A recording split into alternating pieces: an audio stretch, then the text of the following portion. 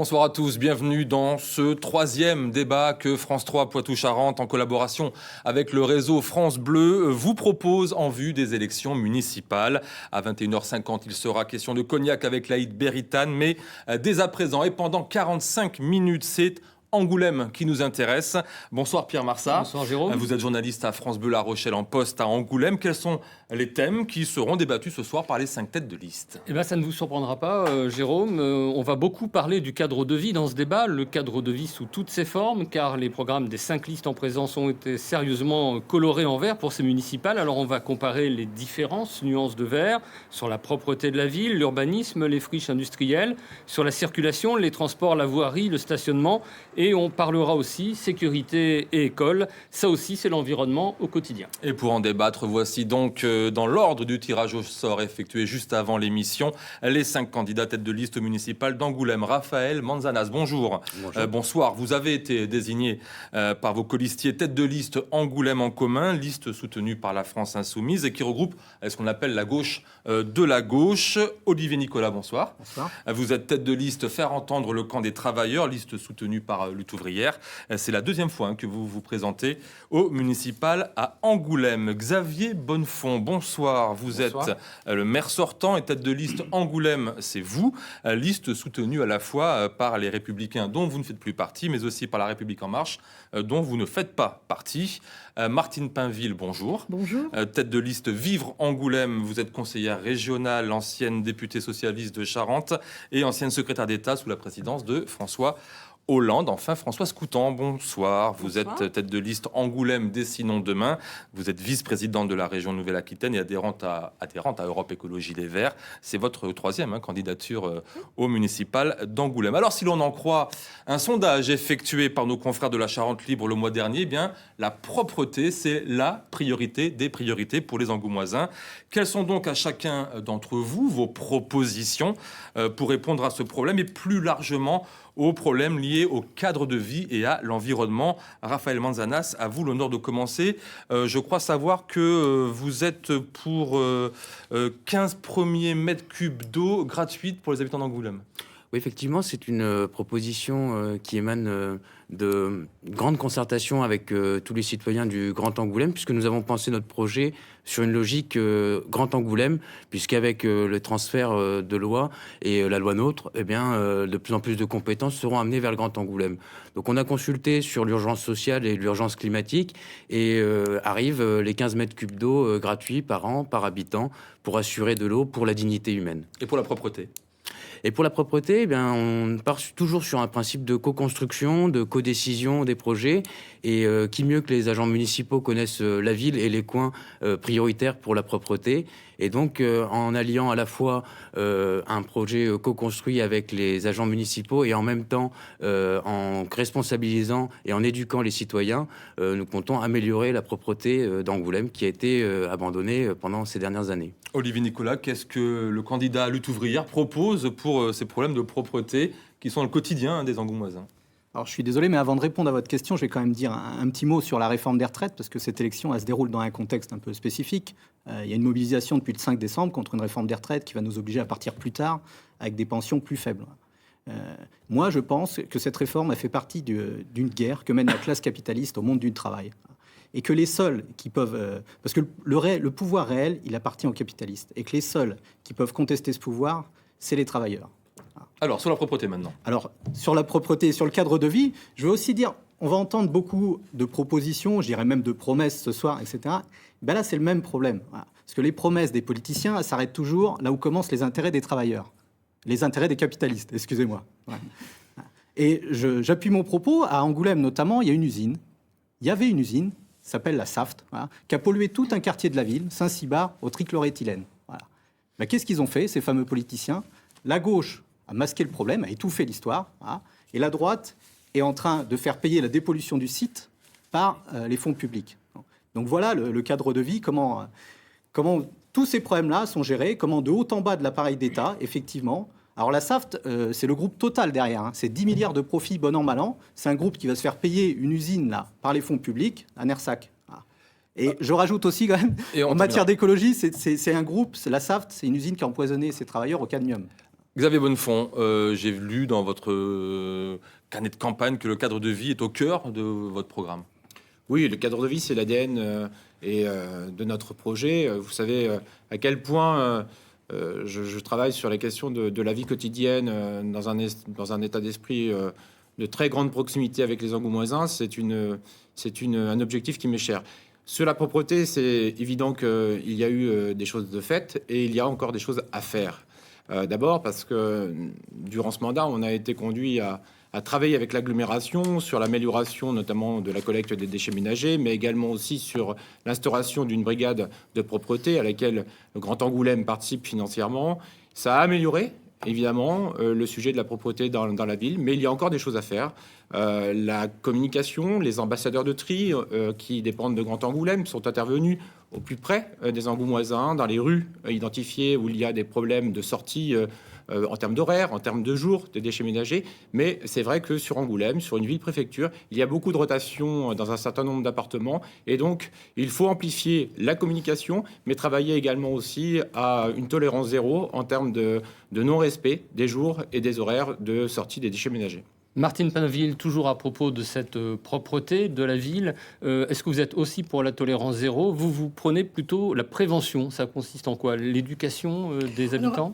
Avant peut-être d'aller très directement sur des sujets plutôt techniques, moi j'aimerais évoquer ce que j'ai envie pour Angoulême. J'ai envie que ce soit une ville où on vive mieux et j'ai envie de redynamiser cette ville. Pourquoi ? Parce que effectivement, le cadre de vie, la propreté, les défis environnementaux qui sont extrêmement importants, prégnants, eh bien, il faut qu'on le travaille à l'aune de la ville et sur l'ensemble de la ville. C'est pour ça que on a travaillé un projet pour vraiment regarder comment cette vision globale pour la ville. Et cette vision globale, c'est l'organisation de la ville, c'est la redynamisation des quartiers. Et donc, dans les quartiers, effectivement, retravailler quartier par quartier, retravailler l'urbanisme, retravailler les places, ce que j'appelle, moi, les places de village, pour illustrer ce propos, et donc travailler aussi, dans ce cadre-là, la propreté. On le voit partout dans la ville, et c'est effectivement ressorti en premier dans ce sondage. Il y a besoin, il y a envie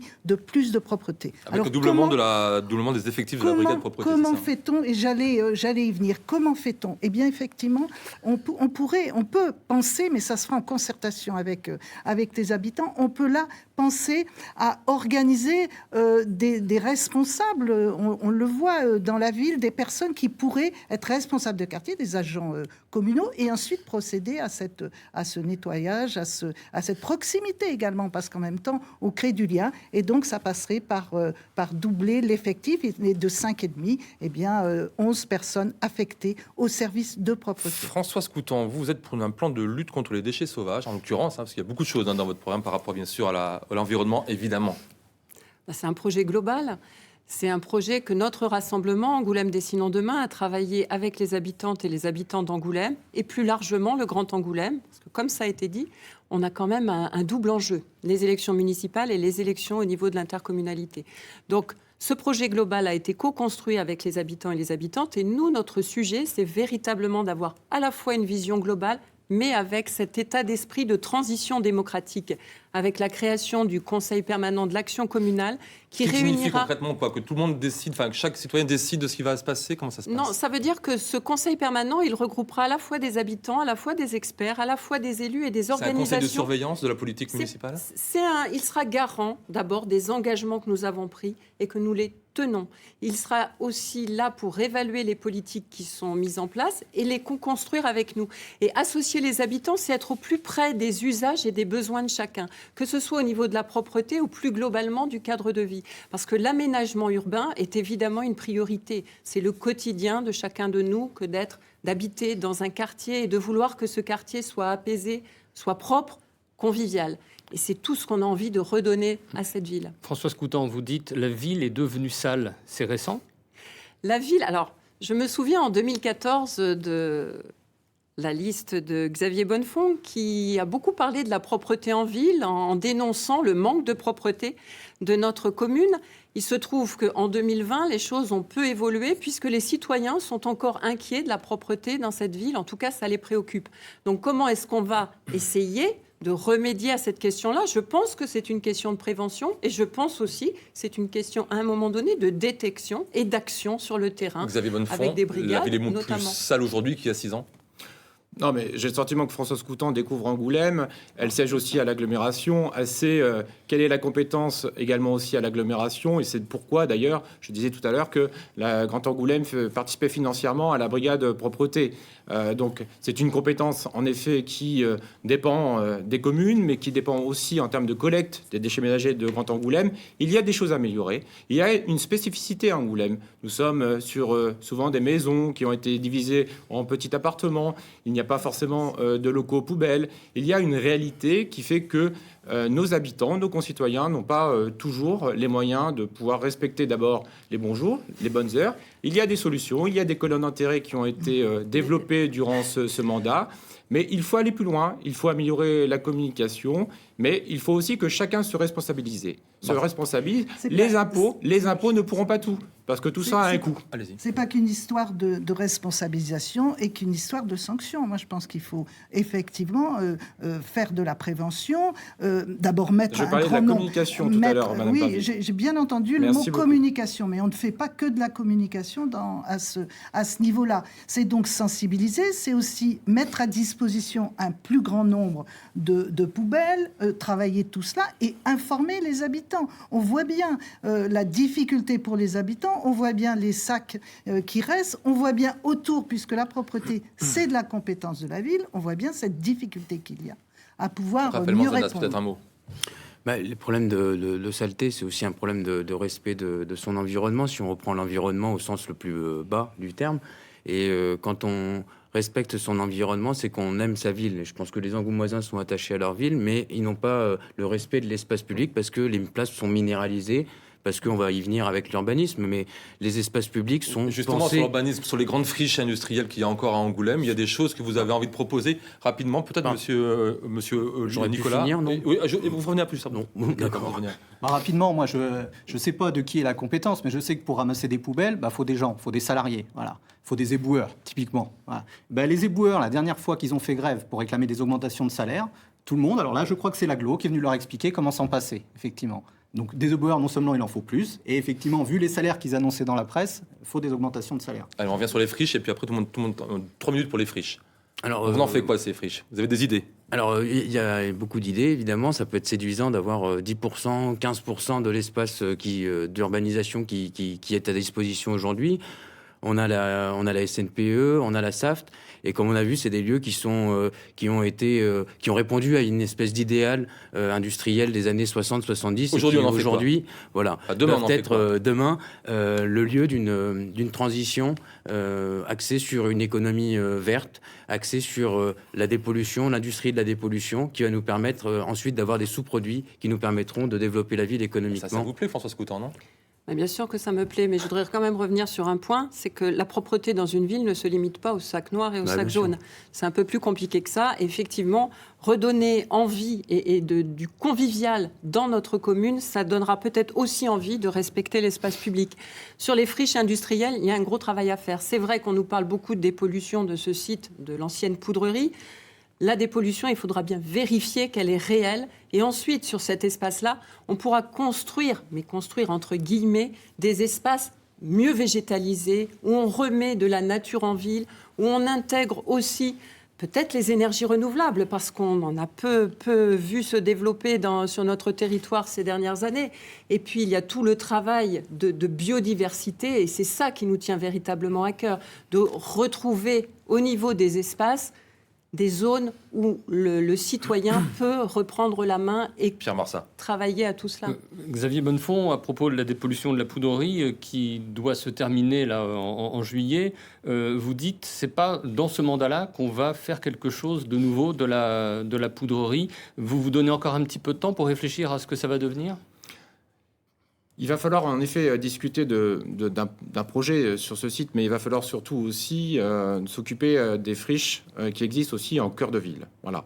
Il y en a un certain nombre. Angoulême avait barouillé. Aujourd'hui, c'est enfin dénoué, démoli. Il va falloir se poser la question de cette entrée de ville, de cette entrée du quartier de l'Image bande dessinée qui est quand même l'identité d'Angoulême. Il va falloir, à un moment donné, discuter avec Vinci sur la friche Engie. Aujourd'hui, rien n'est possible pour Engie. L'ancien siège de l'EDF, c'est ça ? Voilà, tout à fait, parce que sur le plan local d'urbanisme et sur le secteur de sauvegardé, tout est verrouillé pour ne pas leur permettre de bétonner cet endroit. Il y a également les chais montagnes. Alors vous voyez, la friche SNPE, bien sûr que c'est un souci permanent pour la ville, pour le Grand Angoulême. Mais pas d'action tout de suite, en tout cas, par rapport à cela. Mais non, mais déjà, il va falloir se mettre Réflexion d'accord avant sur l'achat. On est d'accord. Je rappelle qu'on est sur plus de 200 hectares, avec 150 hectares possiblement constructibles. La CNPE va ne pas faire cadeau au territoire de ce site-là. S'il vous plaît, ça passe très vite. On va passer à une autre série de dossiers. Très rapidement, Martine Fabien, c'est vrai, vous vraiment, avez le droit de... sur les friches, parce que je l'ai indiqué dans mon projet, effectivement, il faut s'en préoccuper parce qu'il faut redensifier. Il faut redensifier la ville. Et il y a des friches industrielles, des friches immobilières, et tout cela, il faut vraiment y travailler, avoir une politique volontariste pour cela. Autre série de dossiers très importants. Attendez, non, mais je vous donne la parole maintenant, il faut y aller parce que sinon on va pas rester là-dessus. Avec qui on discute le problème. Autre série de dossiers très importants aux yeux des Angoumoisins, la circulation, la voirie, le stationnement, des problèmes du quotidien dont le maire apparaît le mieux placé pour les régler. Du coup, on a hâte de savoir ce que vous proposez. Raphaël Mansadas, vous proposez du Blablacar local. Oui, parce qu'on pense, encore une fois, c'est la compétence du maire, mais encore une fois, c'est des problèmes d'agglomération, voire même au-delà de l'agglomération. Comment ? Le Blablacar local, ça serait quoi ? C'est simplement un service de covoiturage pour pouvoir mutualiser la voiture individuelle qui est aujourd'hui indispensable aux grands Angoumoisins et aux gens qui habitent par exemple La Rochefoucauld et qui se rendent tous les jours au travail par l'attractivité d'Angoulême.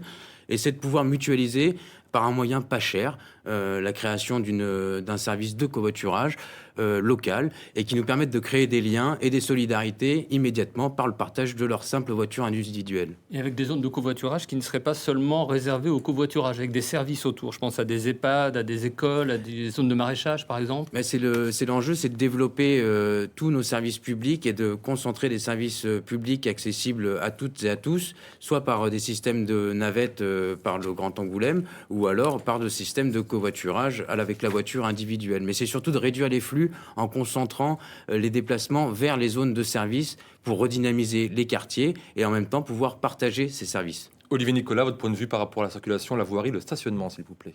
Par rapport à la mobilité, même au transport en commun, alors je voulais dire, il y a une proposition quand même, au moins, qui a retenu mon attention, c'est la gratuité des transports en commun. Voilà, des bus, en l'occurrence, à Angoulême. Voilà.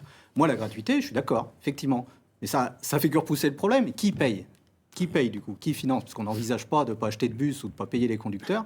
Vous êtes d'accord avec Xavier Bonnefond ? Moi, je pense que ça va pas continuer. Je pense que ceux qui doivent financer, c'est les entreprises et les centres commerciaux, parce que c'est eux qui profitent en premier lieu, justement, des déplacements de travailleurs ou de clients pour faire des profits. Voilà. Donc c'est eux qui doivent en profiter.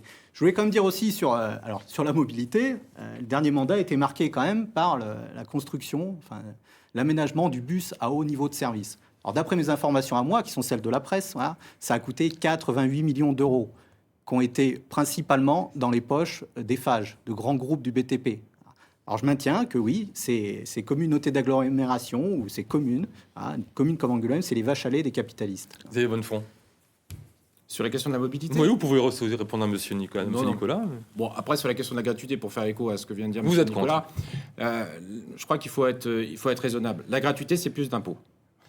On a la chance d'avoir un fonctionnement donc important et intense du réseau de transport public sur Angoulême. Et ça dure depuis des dizaines d'années. Angoulême est reconnu sur la carte de France depuis des dizaines d'années comme une ville qui dispose d'un réseau performant.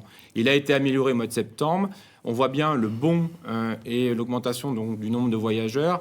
On voit bien à quel point donc il est préférable d'intervenir, d'agir sur les aménagements, sur le matériel, pour pouvoir faire en sorte que le réseau soit moderne et accessible. Donc oui, nous sommes favorables à l'amélioration donc de l'accès au transport public, notamment aussi avec des expérimentations de gratuité sur quelques jours ou sur quelques horaires, pour dynamiser le cœur de ville, parce que il faut mettre fin à ce qui s'est passé ces dernières années.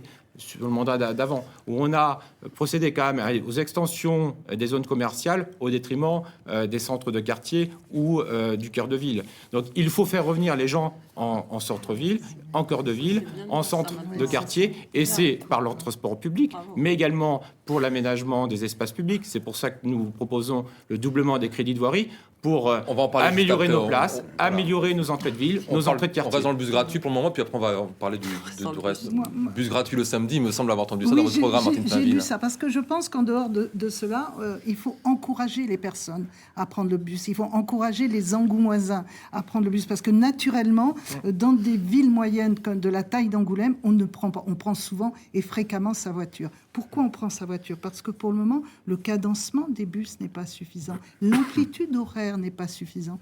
Donc, comment encourager les Angoumoisins à prendre le bus? Et c'est ça un des principaux objectifs qu'il faut avoir pour faciliter le bus.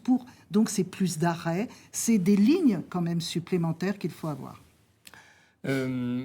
Françoise Coutan, vous parlez de sécuriser la circulation. Ça passe aussi par la végétalisation de l'espace public. Vous dites la voiture sera interdite demain à Angoulême? Non, la voiture ne sera pas interdite à Angoulême. Mais on parle des questions de mobilité qui concernent la commune d'Angoulême, mais également le Grand Angoulême. Il faut regarder ça de manière globale. Nous, ce que nous souhaitons, c'est diminuer, d'apaiser la circulation automobile à l'intérieur de notre ville. Et la gratuité des bus. Ça veut dire, d'abord, travailler à la mise en place de zones à 30 km/h. On propose 80% de zones à 30 km/h à la fin du mandat. On souhaite mettre en place des zones de rencontre à 20 km/h pour apaiser l'espace public, pour permettre à celles et ceux qui veulent se déplacer à vélo, qui veulent marcher dans Angoulême, de se déplacer de manière sécurisée. C'est une forte demande des Angoumoisins et des Angoumoisines et bien au-delà Angoulême. Et puis nous souhaitons étudier la pertinence de la gratuité des transports publics. Oui, on ose le dire, parce que la gratuité des transports publics, c'est pas forcément des impôts en plus. Il y a la question du versement transport à étudier. C'est pour ça qu'on dit travailler à la gratuité. Parce que, évidemment, que si les bus sont gratuits, ça veut dire moins de contrôle, plus de billettique. Donc, il y a des économies à générer sur ces volets-là. Donc, on n'a pas la prétention de tout savoir. On veut simplement étudier un certain nombre de points et les travailler avec les citoyens et les citoyennes. Raphaël Manzanès, vous êtes favorable à la gratuité des bus, hein, vous aussi? C'est évident que les gens qui prennent le bus aujourd'hui, alors je sais pas où est-ce que vous avez vu que le bus fonctionnait bien quand on doit mettre 1h15 pour aller de ma campagne à la Grande Garenne alors qu'on met même pas 5 minutes en bagnole. Enfin, faut prendre le bus à un moment donné pour dire s'il fonctionne ou pas. Les Angoumoisins, ils galèrent dans les bus. C'est des gens qui sont captifs, en fait. C'est des publics qui sont captifs du bus. C'est les lycéens. Ça pèse sur les lycéens, les collégiens et sur les personnes dépendantes. Donc c'est ça la réalité du circuit de bus dans les villes moyennes aujourd'hui en France.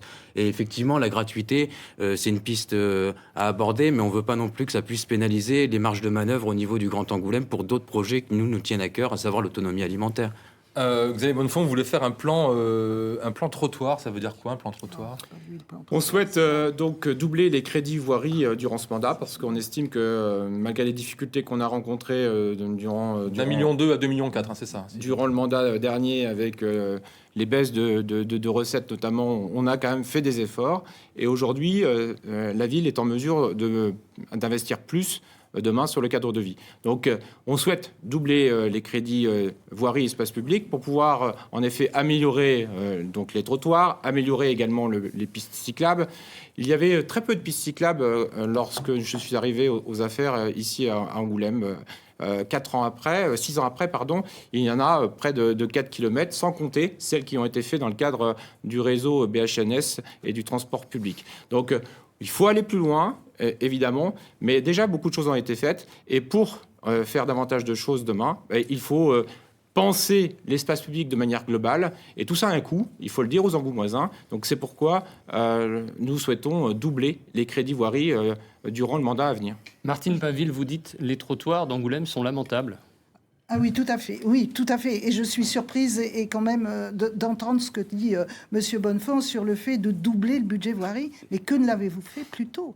que n'avez-vous pas eu une politique liée notamment aux déplacements, et ce qu'on appelle souvent les déplacements doux, c'est-à-dire les personnes qui, parce qu'il y a aussi des personnes âgées, des mamans et des familles avec des poussettes, et on voit, si vous voulez vous déplacer Angoulême, et ça fait aussi partie de la mobilité, eh bien vous n'êtes absolument pas en sécurité. C'est une vraie difficulté que de marcher dans la ville, qu'on l'on soit dans l'hypercentre ou qu'on l'on soit dans un certain nombre de quartiers de la ville. Je pourrais en citer à la Bussate, à la Grande Garenne, à Saint-Martin, enfin tous ces quartiers-là, on ne peut pas y circuler, on ne peut pas y marcher à pied. Réponse, Guillaume Bonnefond. Que dire?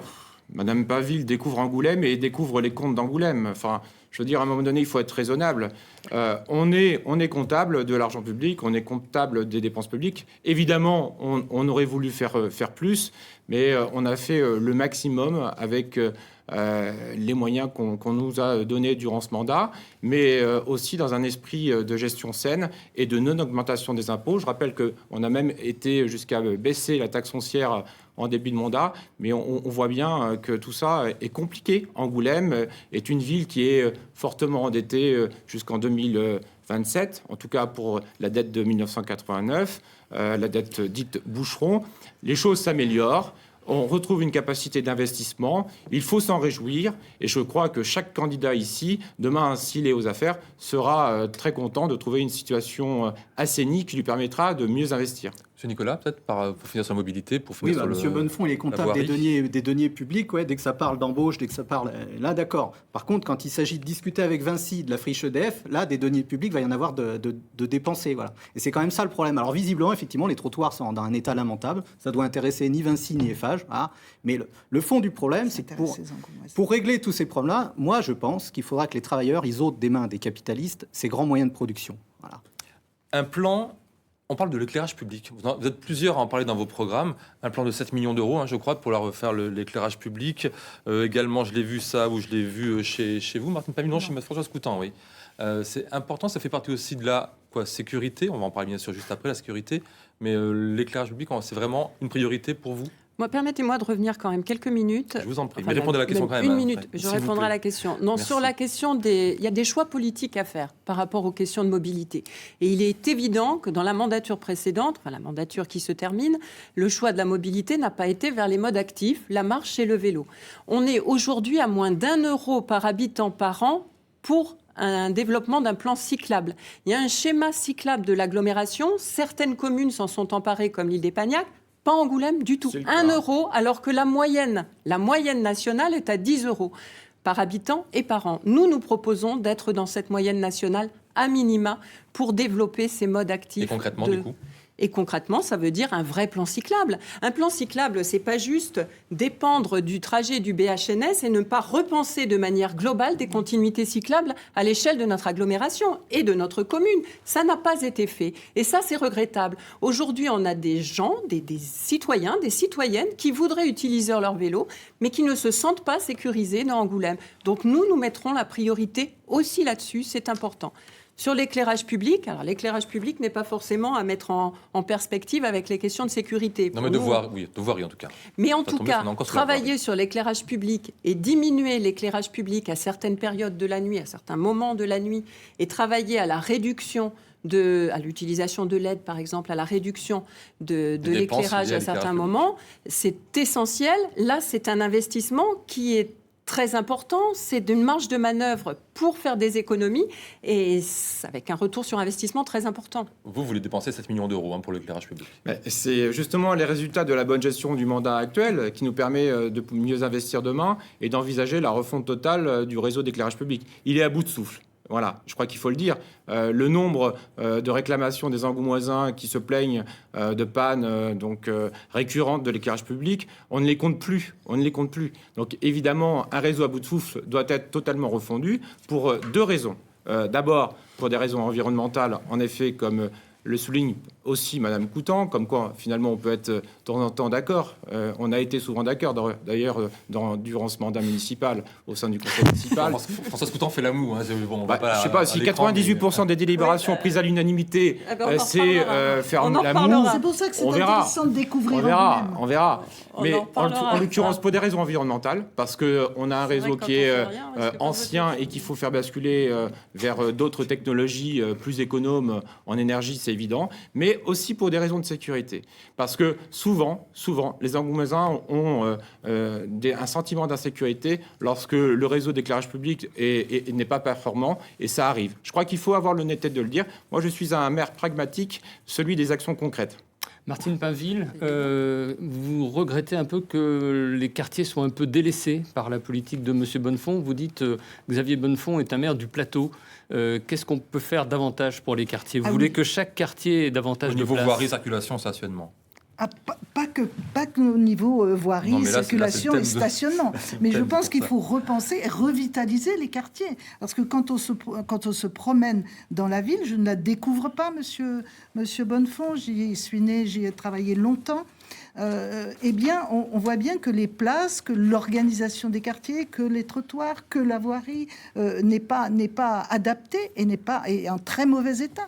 Donc, il faut réorganiser ces quartiers, les retravailler, bien évidemment, en le faisant progressivement, parce que j'ai souci et mon expérience peut en témoigner du budget de la ville, mais il faut impérativement, quartier par quartier, regarder tout ce qu'il y a, toutes les actions qu'il y a à mener. Il est temps de passer au troisième et dernier bloc thématique de ce débat qui réunit alors école et sécurité.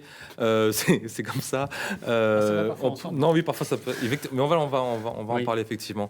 Raphaël Manzanas, dans votre programme, sur la sécurité, c'est plutôt léger, en tout cas plus que l'école.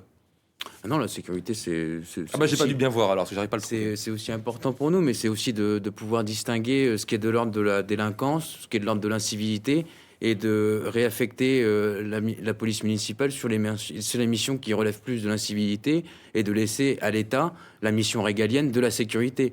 On ne peut pas aller sur une surenchère de promesses électoralistes en disant on va tripler, quadrupler, quintupler les effectifs de la police municipale pour la sécurité des Angoumoisins, alors que la sécurité relève essentiellement de l'État. Donc Ensuite, plus de proximité pour les policiers municipaux, c'est ça? Plus de proximité, des missions de médiation, des missions de sécurisation dans les transports dans les transports publics, ou alors en concertation avec ceux qui connaissent le terrain, à savoir les agents municipaux, à savoir aussi les chauffeurs de bus, de la formation, pour élargir les missions de la police municipale vers aussi du renseignement, de la proximité, et éviter cette répression stérile. François Coutan, si je disais qu'il y a Attention, parfois... parce que là c'est l'ordre, c'est monsieur. Pardon, Au début, faut respecter l'ordre. Olivier Nicolas, Olivier Nicolas. Là non plus, bon, vous faites pas de proposition dans cette campagne comme un peu partout, hein, mais vous avez quand même, j'imagine, quelque chose à dire par rapport à la sécurité. Oui, sur la sécurité, j'ai quand même un truc à dire. Il faut s'attaquer à la racine du mal. La racine du mal, c'est quoi? C'est la montée du chômage, effectivement, et des inégalités sociales. Et là, bon, alors, je veux bien être gentil, mais Madame Pinville, elle découvre les quartiers aujourd'hui, les milieux populaires, les travailleurs. Mais non seulement les travailleurs, ils n'ont pas été... Le gouvernement Hollande, dont vous avez fait partie, ils n'ont pas délaissé les travailleurs, ils les ont attaqués. Ils ont attaqué avec la loi travail, avec les accords de compétitivité. Gouvernement, d'ailleurs, où Madame Coutan avait aussi des camarades à elle, dans le gouvernement. Voilà. Donc ça, ce chômage-là de masse... Pas à ce moment-là. Ce chômage de masse qui dure depuis 10 ans. Depuis 10 ans, en Charente, le chômage est passé de 22 000. Il y avait 22 000 chômeurs il y a 10 ans, il y en a 30 000 aujourd'hui. Dans la ville d'Angoulême, selon certaines statistiques, c'est 25% de taux de chômage. Voilà. Donc c'est ça qui explique quand même les problèmes. Et je pense que pour en finir avec ce chômage, oui, là aussi, il faut avoir la volonté de s'attaquer aux grands groupes capitalistes, à ceux qui licencient. Voilà. Et ça, il n'y a que les travailleurs, par leur grève, leur mobilisation, qui pourront s'opposer à cette politique-là. Xavier Bonnefond, à vous. On commence avec la sécurité, on fera les écoles juste après. Vous proposez 2 postes supplémentaires en police municipale. Non, c'est pas tout 22 au final. C'est pas tout à fait ça, mais je propose en effet de renforcer les effectifs de la police municipale. D'abord, je voudrais dire qu'en effet, c'est une mission régalienne, une mission d'État. Après, dire que il faut laisser l'État s'en occuper seul, aujourd'hui, je crois que ça serait mentir aux Angoumoisins et ça serait totalement idéologique. La réalité de terrain, c'est que on a besoin aussi d'une police municipale sur le terrain. C'est ce que nous proposons donc pour le mandat à venir. Parce qu'elle n'y est pas aujourd'hui, c'est ça Si, elle y est. Mais nous proposons évidemment d'augmenter les effectifs. Nous proposons de les mettre davantage à vélo au contact des Angoumoisins. Nous proposons également aussi d'augmenter le nombre de caméras de vidéoprotection. Et nous proposons de pérenniser ce que nous avons expérimenté depuis 1 an, une brigade semi-nocturne qui permet donc une présence de la police municipale en coordination permanente avec la police nationale jusqu'à 2 heures du matin. François Coutan, Non, c'est Martine Pinville, aussi. Martine Pinville, je ne vais pas y arriver. Je vais mettre l'ordre pour revenir Marsin. Voilà, vous êtes plutôt pour l'îlotage plutôt que pour la Oui, police effectivement, je municipale. pense que tout d'abord et en premier lieu, il faut bien définir les missions de la police municipale. Et on a vu ces derniers temps, avec les quelques mouvements, qu'il y avait sans doute de la police municipale, des policiers municipaux, qu'il y avait sans doute là quelques difficultés.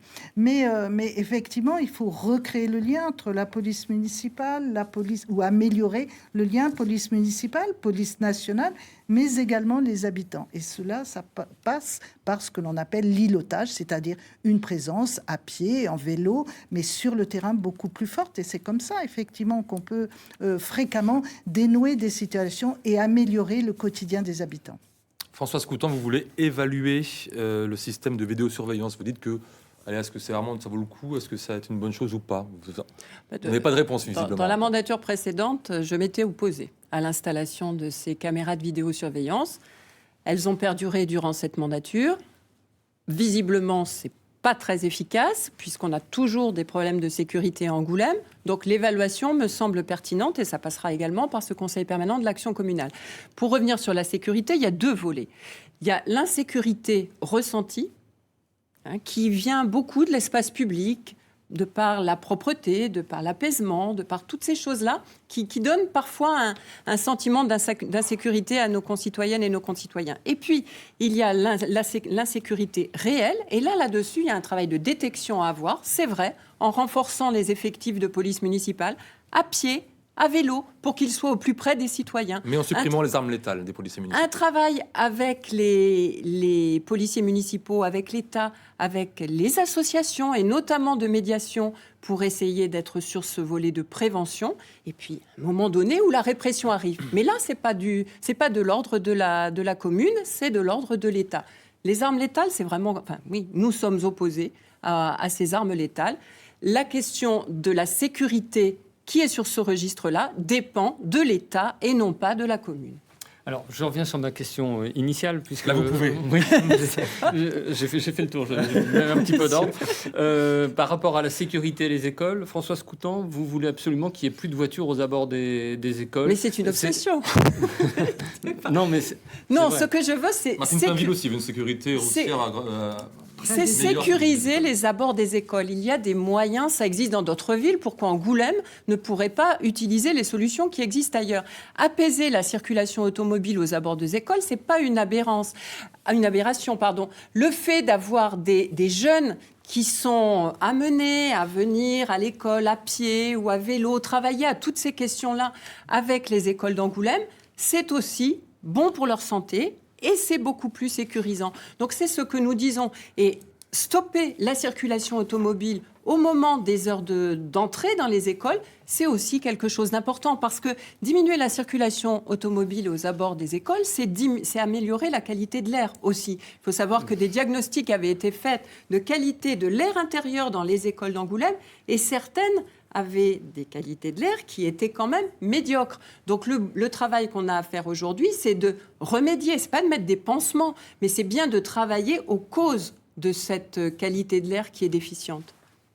Xavier Bonnefond, vous avez un plan de rénovation des écoles d'Angoulême?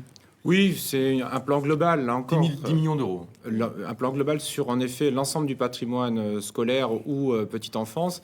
Nous avons fait une étude précise qui nous permet donc de mesurer l'enjeu de l'investissement par rapport aux enjeux environnementaux. Et on est clair, hein, ça a un vrai impact, effet pour d'abord les petits, mais également aussi pour la collectivité en termes d'économie et de bien-être demain dans ces bâtiments.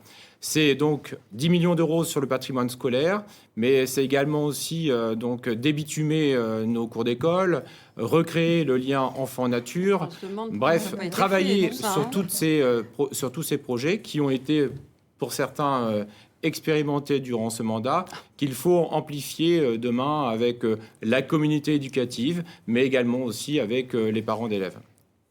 Martine Pamil, vous vouliez Oui, réagir. je voudrais dire effectivement par rapport aux écoles, la volonté que nous avons de faire un plan sérieux, crédible pour rénover les écoles, pour assurer la sécurité des enfants et des familles quand elles accompagnent les enfants. Et c'est important parce qu'on le voit, c'est une demande très forte des Angoumoisins et de ceux qui accompagnent leurs enfants. Je ne sais pas s'il faut supprimer les voitures aux abords des écoles, mais en tout cas, on peut penser réellement sécuriser cette entrée et cette sortie des écoles. Et puis, un plan de rénovation également, parce qu'on voit des écoles où il y a, notamment en matière énergétique, où il y a des actions, enfin du chauffage qui n'est pas bien fait et bien dans ces écoles. Pardon.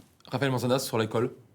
L'école est au cœur de notre projet puisque nous, à Angoulême en commun, on a de l'éducation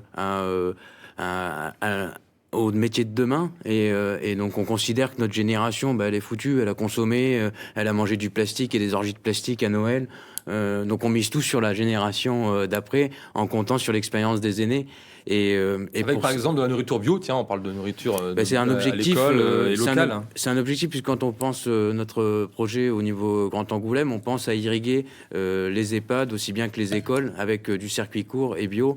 Naturellement vers les écoles. Donc ça, c'est un objectif et c'est pas qu'une incantation. Hein. C'est fabriquer aujourd'hui un pôle d'études et de recherche à Bourgines qui nous permet d'envisager les métiers de demain et de vraiment préparer cette autonomie alimentaire face au risque d'effondrement probable dans les prochaines années. Martine Pamil, vous êtes aussi pour un développement des cantines bio dans les écoles. Oui, il faut développer les cantines, il faut développer la production, mais bio ou raisonnée, parce qu'on sait aussi que dans le territoire, et notamment sur la Charente, il faut être en capacité d'encourager cette production. Il y a notamment à la région un plan pour cela, pour vraiment encourager et faciliter cette transition avec cette transition alimentaire, cette transition agricole avec tous les producteurs, et c'est absolument nécessaire. Mais ça va se faire sur 1 an, 2 ans, 3 ans, 4 ans. C'est absolument indispensable. Olivier Nicolas, sur les écoles, vous avez quelque chose à proposer ? Sur les écoles, ok pour renouveler les bâtiments, mais surtout pour enseigner, il faut quand même surtout des enseignants. Et là, désolé de revenir dessus, mais il y a un truc qui attaque les enseignants aujourd'hui durement, c'est la réforme des retraites. Voilà. Donc oui, non seulement il en manque, et en plus ils sont attaqués. Sur les écoles, je voudrais quand même aussi dire un truc, ce que je constate à Angoulême, c'est une quasi-privatisation de l'enseignement supérieur. Des écoles qui se montent là, avec des billets d'entrée à 6, 7, 8 000 euros par an. Voilà. Pour après trouver un boulot illusoire d'ailleurs. Allez, il est temps de passer aux conclusions. 30 secondes chacun, pas une de plus. Et on commence avec vous, Raphaël Manzanas. Pourquoi les électeurs angoumoisins devraient choisir votre liste au lieu d'une autre ? Angoulême en commun, au-delà d'un mandat, au-delà des égos, au-delà des partis, Angoulême en commun s'enracine dans l'écologie et pour l'humain. Sans argent, sans lobby, sans gaspillage de papier, nous exprimons la simple volonté citoyenne d'agir. Plus qu'une voix, vous avez là une arme chargée de futur. Un futur sous un toit digne, à manger sain, où ce n'est plus un choix, mais un droit pour tous et toutes. Merci beaucoup. Autour de Olivier Nicolas pour 30 secondes de conclusion, s'il vous plaît. Mais moi, je pense que justement, l'arme des travailleurs, c'est la grève et les manifestations. Alors, Lutte ouvrière, on présente une liste à Angoulême, comme dans 240 villes, pour permettre aux travailleurs de se faire entendre, d'affirmer sa fierté d'être ceux qui font tout tourner dans la société, et la nécessité pour les travailleurs de contester l'organisation capitaliste de la société. Ah, il vous reste encore 10 secondes. Ben voilà, ça sera pour la prochaine Je peux fois. le dire, envoyer des élus lutte ouvrière au conseil municipal, ce sera des gens qui seront des points d'appui Et pour maintenant, tous vous ceux dépassez. qui veulent combattre l'oppression et Xavier l'exploitation Bonnefond, capitaliste. c'est à vous, s'il vous plaît, pas de conclusion. J'ai mené ce mandat de 6 ans dans la grande proximité et en agissant sur la vie quotidienne des Angoumoisins. Nous avons créé un lien de confiance pendant 6 ans et je souhaite aujourd'hui évidemment l'amplifier. Vous m'avez dit à l'occasion de la consultation citoyenne où 1000 foyers angoumoisins ont répondu que vous aviez retrouvé une fierté d'être angoumoisin, vous aviez mesuré également aussi une attractivité renouvelée.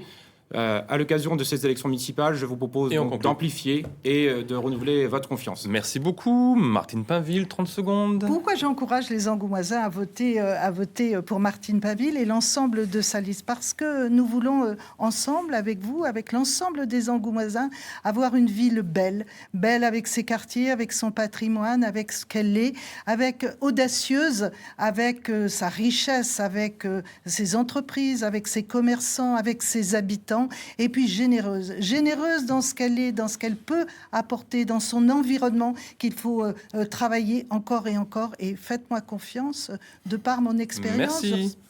Merci beaucoup. 30 secondes. Françoise Coutan, vous concluez. Moi, j'aimerais dire qu'on ne peut pas rattraper le temps perdu, mais on peut arrêter de perdre du temps. C'est important. Gérer une ville correctement, c'est bien. Mais avoir une pensée, une vision globale et intégrer dans cette vision globale le fait que les choses ont changé, la question de l'urgence climatique, la question des inégalités sociales, nous prenons tout ça à bras-le-corps.